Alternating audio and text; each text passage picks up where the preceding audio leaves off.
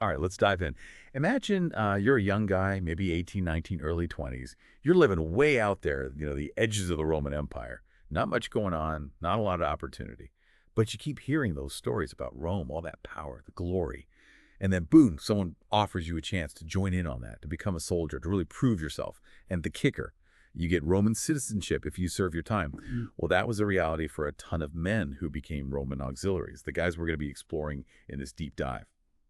And you've given me some really great material to help us get to know these often overlooked soldiers, the ones who fought right alongside those famous legions and helped build an empire. Yeah, it really is fascinating how we always seem to focus on those legionaries, Mhm. the classic image of the Roman army, the citizen soldiers. But the truth is, the Roman military was so much more than that, so diverse, such a complex machine. And the auxiliaries, well, they were like the backbone of it all. They brought those specialized skills, the manpower that let the legions actually conquer and then hold on to all that territory. So, who were these auxiliaries exactly? Weren't they like not Roman citizens to begin with? Exactly. They were recruited from all over, I mean, literally every corner of the Roman world. Men from conquered places, allied tribes, even people just looking for a new life in the empire. Wow. So we're talking what? Gauls, Thracians, Syrians, Yeah. Britons. You got it. A real mix, a melting pot of cultures and fighting styles too. Kind of like if you think about modern militaries and those multinational coalitions we see today, echoes of that Roman approach. That sounds like a logistical nightmare, honestly. I mean, how did the Romans even manage to integrate such a diverse group of men into their army? Well, that's where you really see the genius of the Roman military system. They created this incredibly structured, organized system just for the auxiliaries. It mirrored the legions in a lot of ways, but had its own unique features too. Okay, so tell me more about this structure. How were the auxiliary units actually organized? Like, what did it look like on the ground? So they had their own distinct units, often specializing in specific roles that really complemented the legions. You had infantry cohorts, standard size, those were called quingenary, and then you had double-sized ones, those were called miliary. Right, right. Then there were the allee, dedicated cavalry units, and even some mixed units. The cohorts equitae, those had both infantry and cavalry, gave them a lot of flexibility on the battlefield. It's really amazing how they built this whole sophisticated system just to bring in these non-citizen soldiers. But it makes you wonder, why go through all that trouble? What was the payoff for the auxiliaries themselves? That's the million-dollar question, isn't it? It gets to the heart of what motivated these guys and the ultimate prize.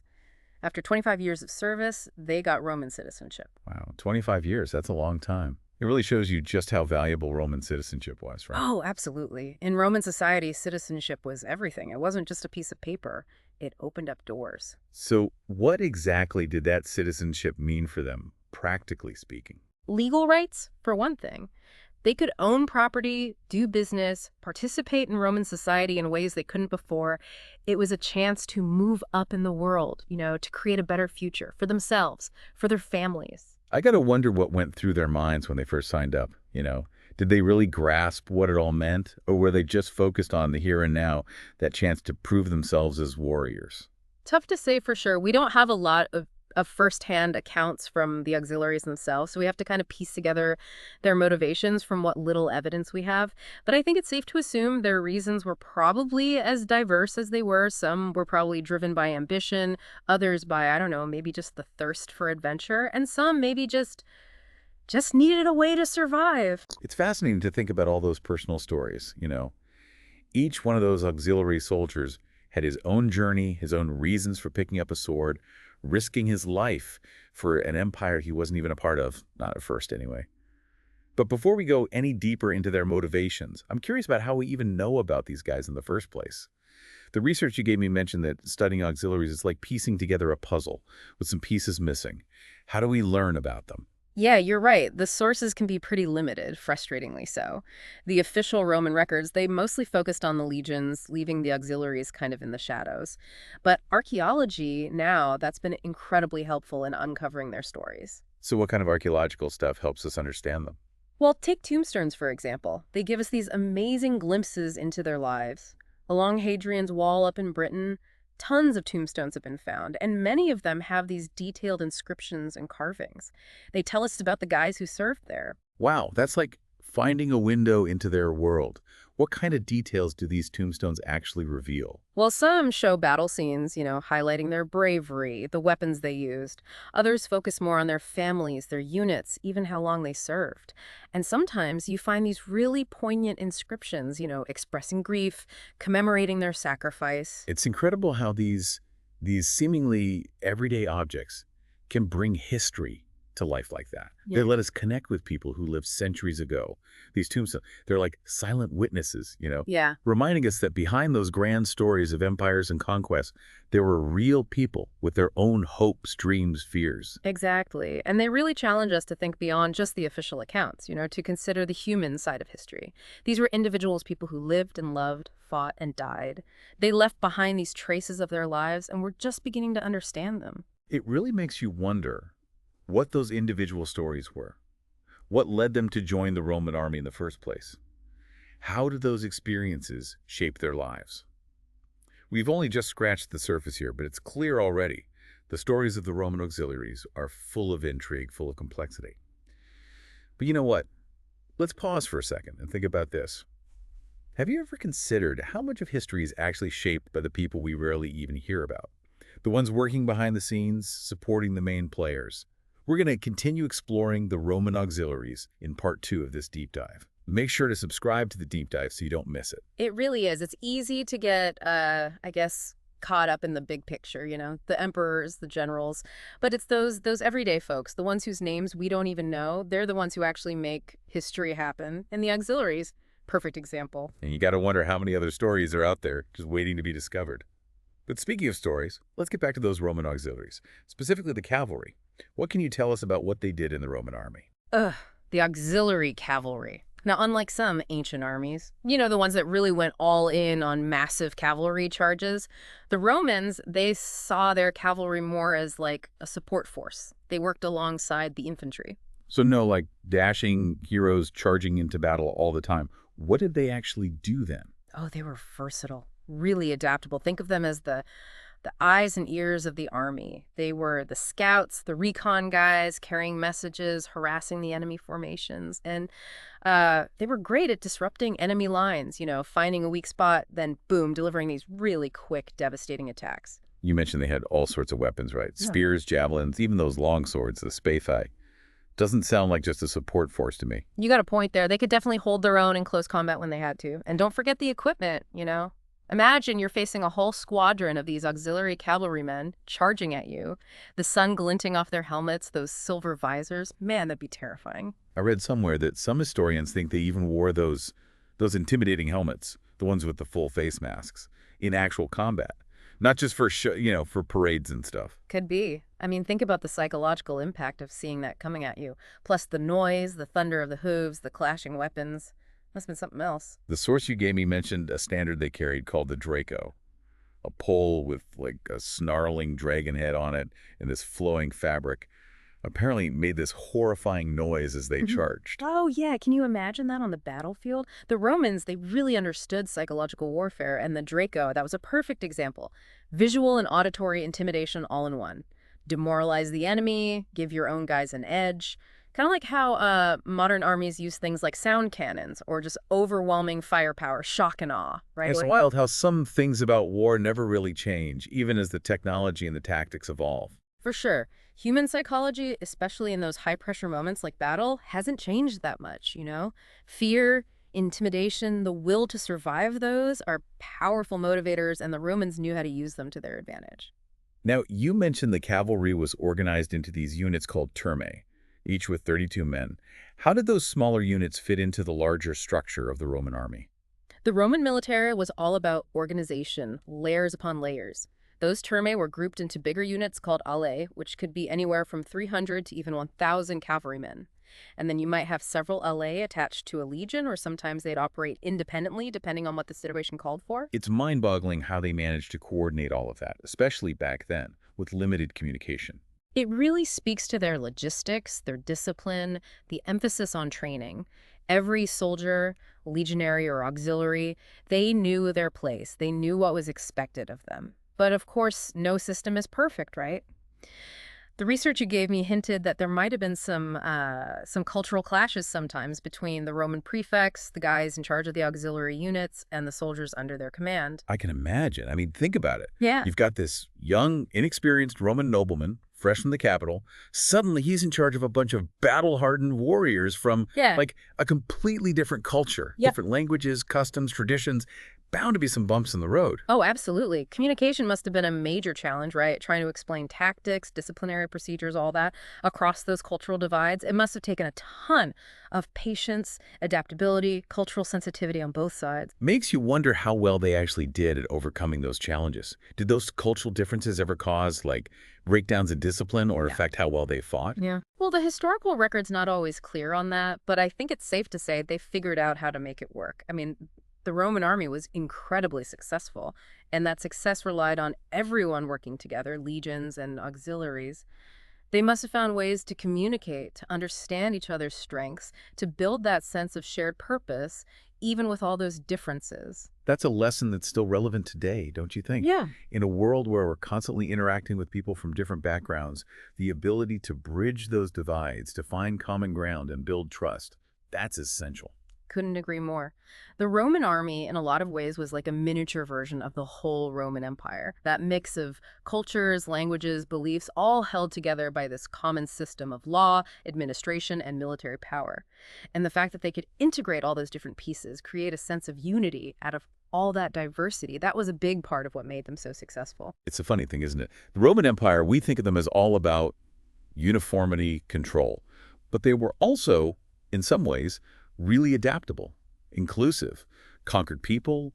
They could keep their own customs, their traditions, as long as they stayed loyal to Rome and contributed to the empire's success, its security and prosperity. Exactly. And the auxiliaries, they're a prime example of that. Not Roman citizens when they signed up, but through their service, they earned the right to become part of that Roman world, outsiders and insiders at the same time, contributing to the empire's growth, but also trying to find their own place within it.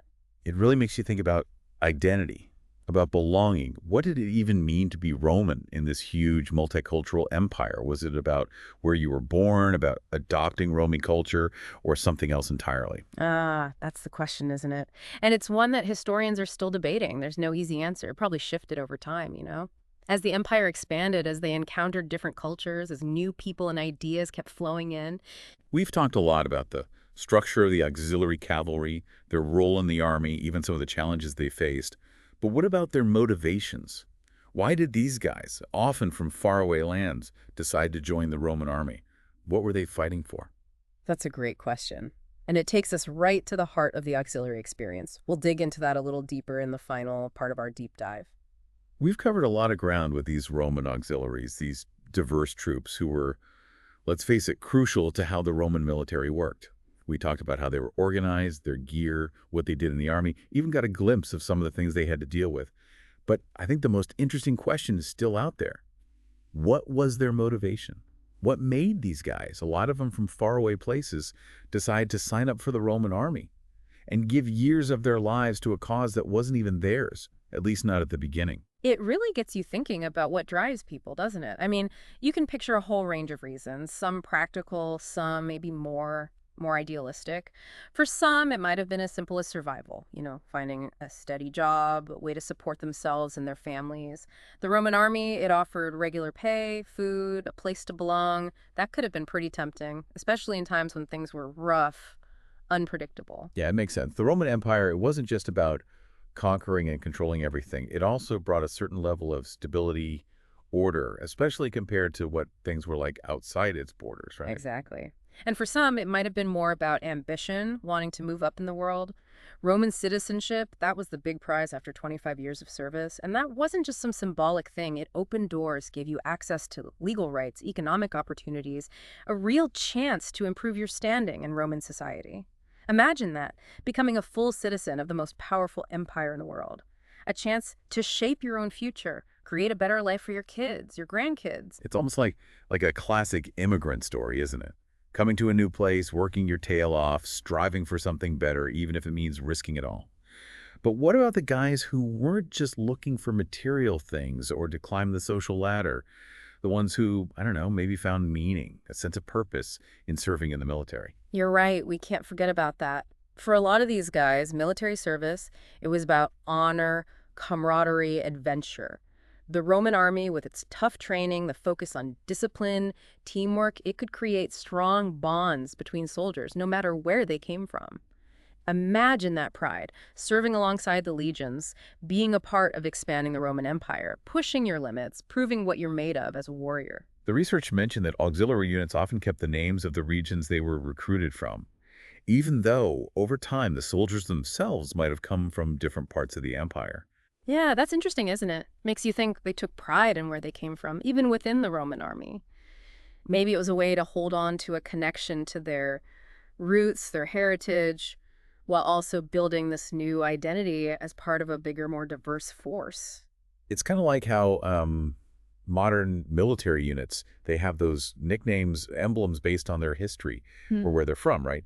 Even though the individual soldiers come from all over, it's about having that feeling of camaraderie, that shared identity, even within a huge, complex organization. Exactly. It's about finding that balance, between being an individual and belonging to something bigger, between honoring where you came from and embracing where you are now. And for the auxiliaries, well, they were always navigating that, trying to find that balance as they served in the Roman army.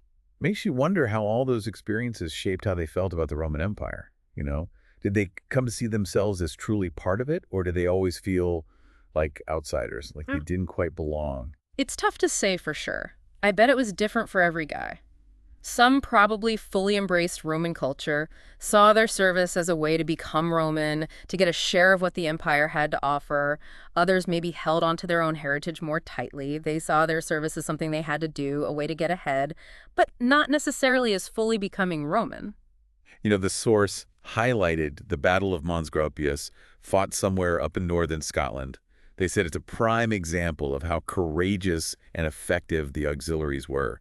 What can you tell me about this battle, and why is it so important? Mons Gropius, that was a turning point in the Roman conquest of Britain. You had the Roman forces, led by Gnaeus Julius Agricola, going up against this fierce group of Caledonian tribes who were determined to push back against the Romans.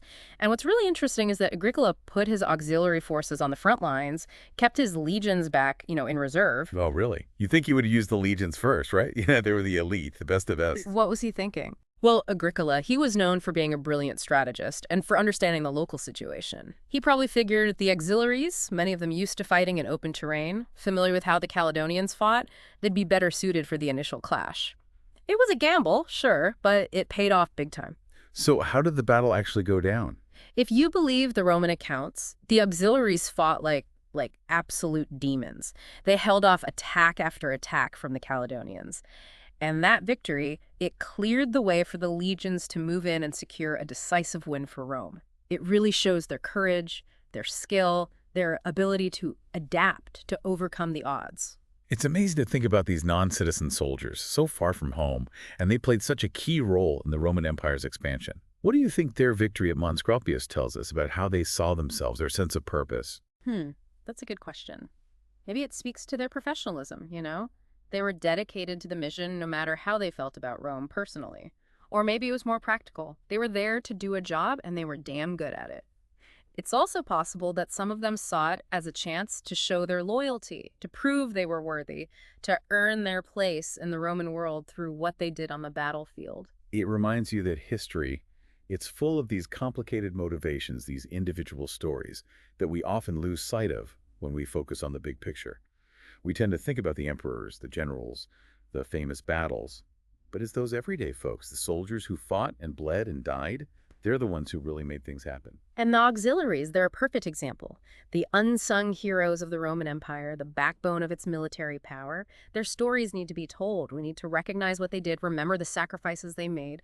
This deep dive, it's been a fantastic journey into the world of the Roman auxiliaries.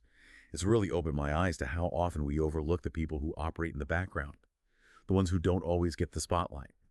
We learned about where they came from, all those different backgrounds, what drove them, the crucial roles they played in the Roman army, and how they shaped the Roman Empire itself. It just goes to show you, history is full of surprises, just waiting for us to discover them.